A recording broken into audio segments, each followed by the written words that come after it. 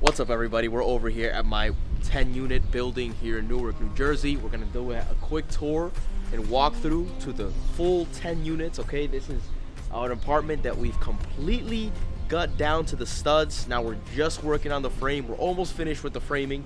I actually think that we were here before, but let's go ahead and check out some of the progress that we've made so far. Come on in.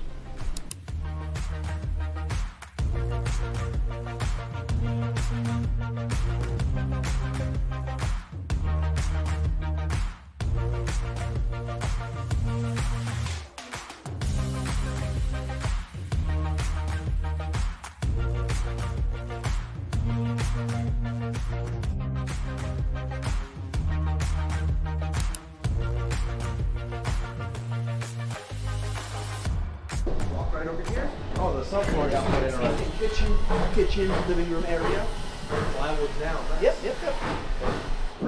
Kitchen, living room area. Yep. Kitchen, living room area. What's over here? This is going to 1 bedroom, please. Nice size 1 bedroom. Closet over here. Cool. It's finally starting to come alive, you know? Yes. Closing. That has what we call a penthouse. You know, the two bedroom. Good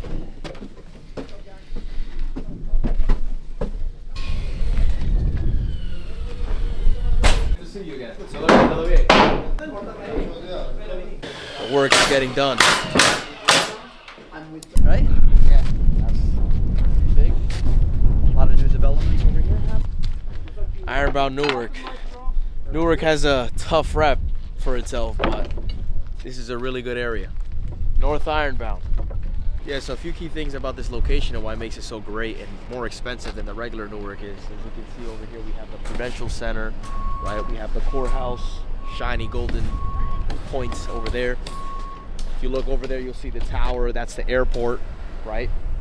So the airport's nearby.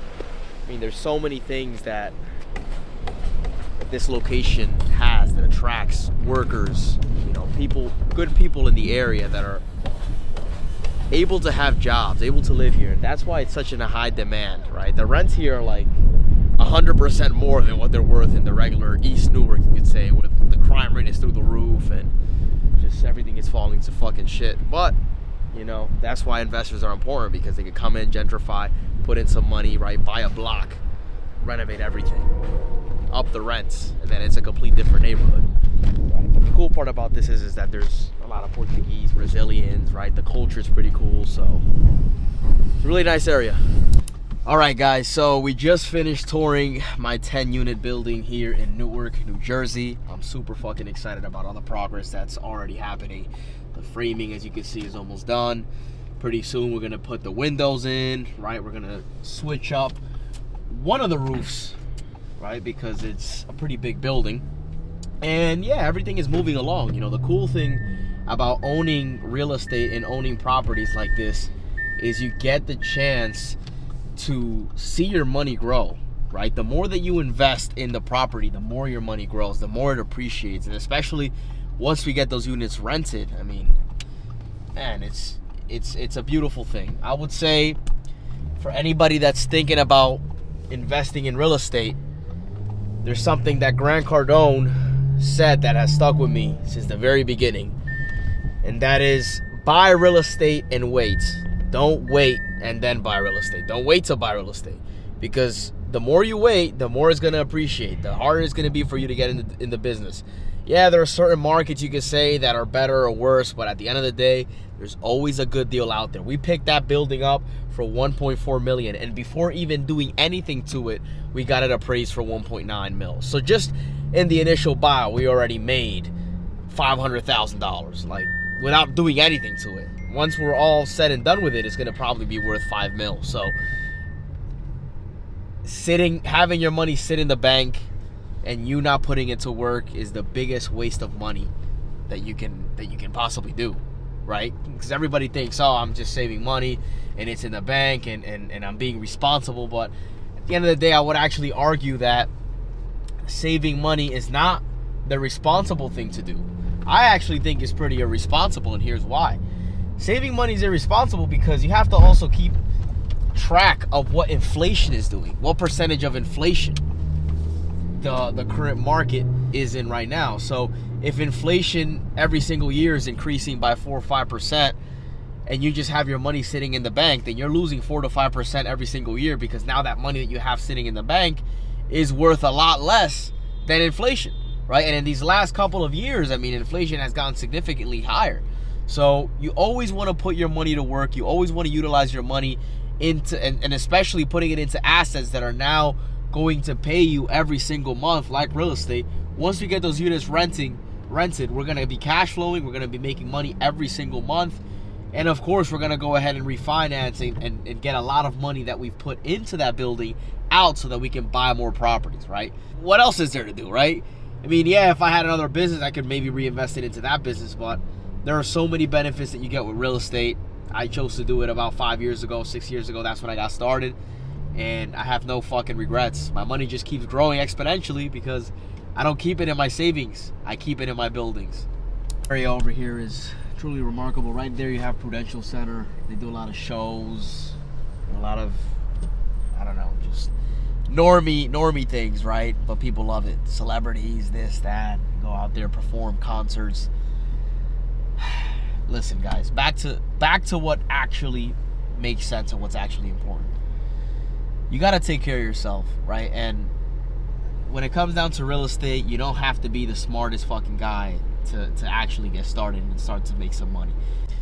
You don't have to be the smartest guy in the room to get started in real estate. Actually, a lot of the times, it's the smartest people that stay to themselves and don't allow their visions to actually come into fruition. You don't have to be the smartest guy. You just have to be the guy that's willing to go out there and fucking get it. That's who you have to be, right? Like even today and yesterday and a few days ago, I've been a little under the weather, right? Congestion, this, that, whatever. It's New York, it gets cold. But I don't give a fuck. I'm still out here touring my properties, working, making my calls, showings, doing everything that I have to do to stay ahead of the race. Because I understand that the world isn't going to stop for me, right? It's me against time. And right now, I'm 25, going to be 26. You're however old you are. And you have to understand that you made it this far in your life. You might as well utilize every other waking moment that you have alive here, present in this earth, and put it to fucking work, right? Yeah, you can have fun along the process. Nobody's saying not to have fun. However, make sure that you're building a vision, that you're building an empire, that you're building something of substance that you can now pass down to your family once you're gone. I mean, everybody talks about generational wealth, but one of the main things that people associate generational wealth with is real estate.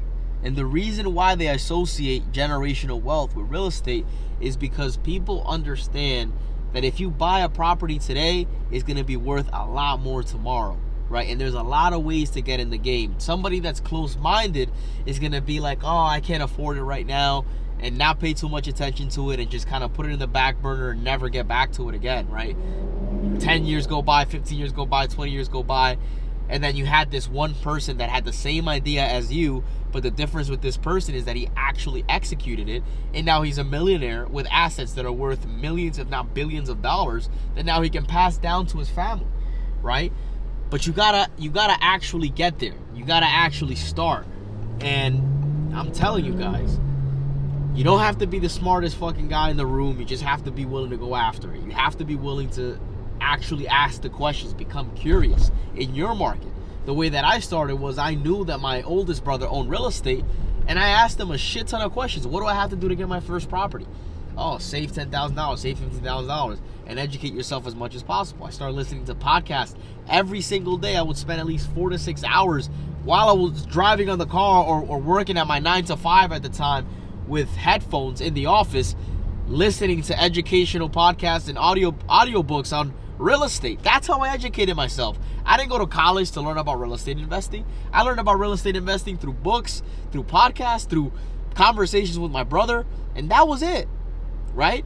And just communicating with the world about what it is that I'm doing. Little by little, I ended up finding investors that were willing to fund my dream because I knew what the fuck I was talking about, right? Now, if you don't have the experience, you can always partner up with somebody that does. And maybe that makes you more credible to the investor that's willing to lend you money to buy your first property. But get in it, right? Do it, whatever it takes. You gotta fucking do it by any means. Doesn't matter. A lot of people are stingy too when they get involved in anything. They're like, oh, I want 100% of this, I want 100% of that. Like, I don't want to do it with anybody. They get in their head as if they deserve more money than they're actually worth. And the fact is that if you're worth all of that money, you would be making it right now. If you knew how to do your first flip, you would have already done it. If you knew how to buy your first property, you would have already bought it.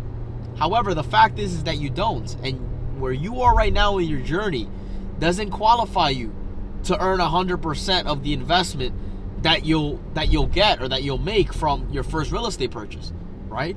So the smart thing to do was realize, okay, well, this is what I'm good at. This is what I'm not good at. I'm good at maybe finding deals, but I don't know how to finance them. I have money saved up, but I don't know how to find a deal. I have construction experience, but I don't know how to go through the buying process or whatever. You know, you got to find out what your strengths are and then leverage what you don't know with somebody else that is strong at the thing that you're weak at, and together you guys could both be strong and create a very strong business.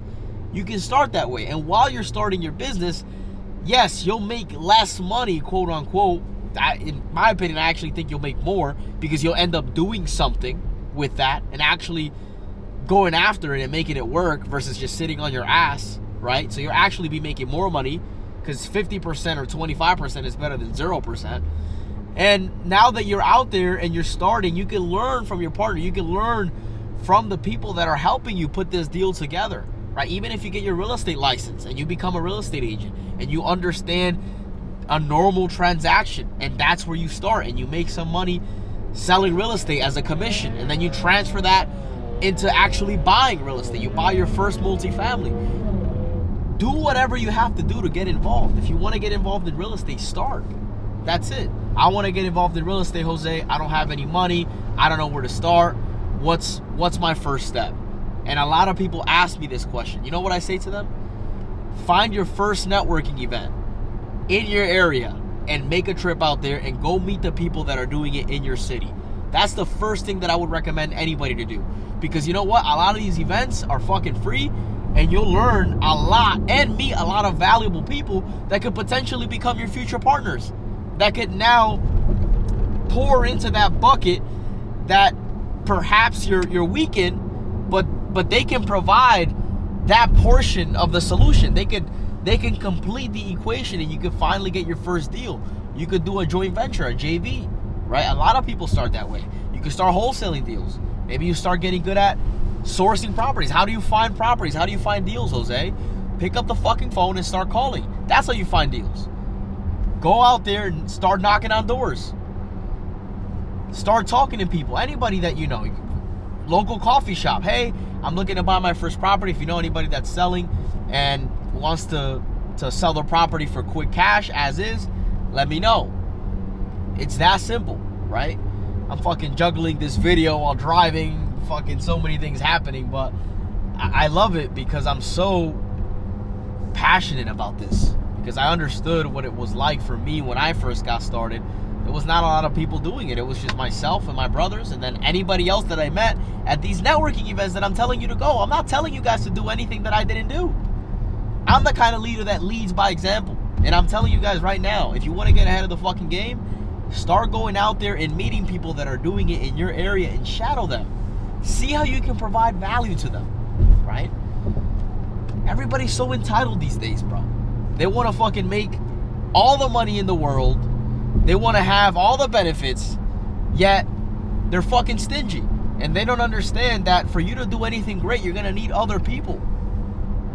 That's a fact. Nobody can do it by themselves. I can't do it by nobody. Nobody can do it by themselves. So find people that are solid in your area. Find people that are solid. Now we have the internet, right? Find people that are solid network groups online that you can collaborate with, that you can meet, that you can ask questions, that you can do your first deal with.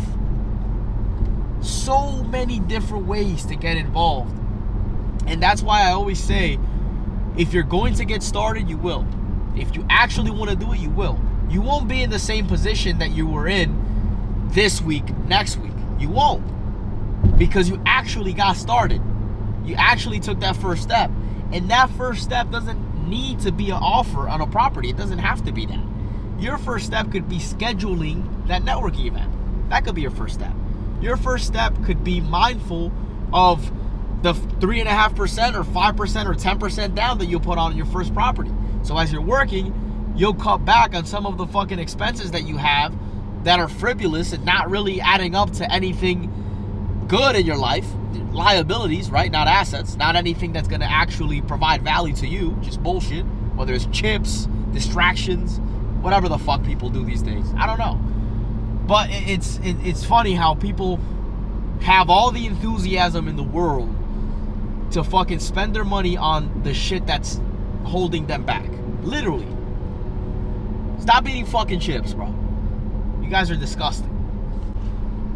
Seriously, guys, motherfuckers go crazy on the things that aren't directly, positively impacting their life.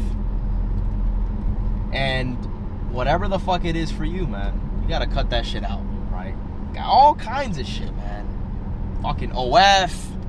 Like, there are so many things that are distracting people these days from pursuing their actual goals to become the valuable person that has the things that he genuinely wants. There's video games, like just not real life. Not real life. Whatever is not real life, cut it off completely, right? Fuck the shows, fuck the games, fuck the club, fuck the bars, fuck all of that, and just lock in. That's what you have to do.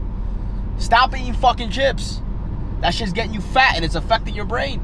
It's going straight to your fucking brain and now you can't do anything. This is the problem, I'm telling you.